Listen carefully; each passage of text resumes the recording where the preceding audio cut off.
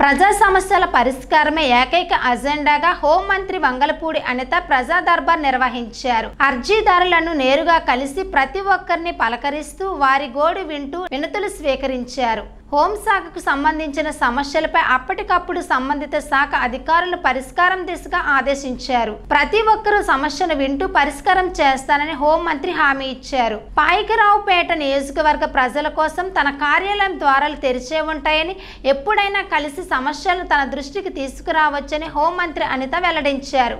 తక్షణమే సమస్యల పరిష్కారానికి యాక్షన్ ప్లాన్ సిద్ధం చేయాలని అధికారులను ఆదేశించారు.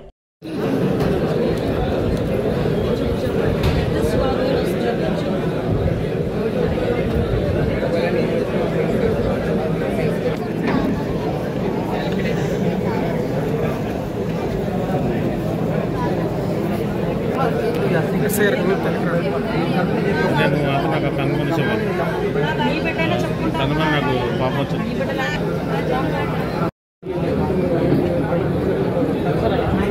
అక్కడ కూర్చోండి, లీడర్స్ అందరూ అక్కడ కూర్చోరా ప్లీజ్.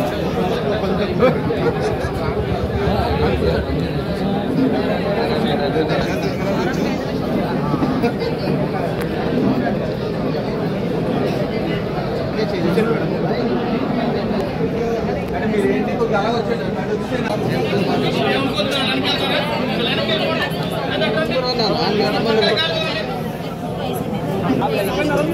లేదు.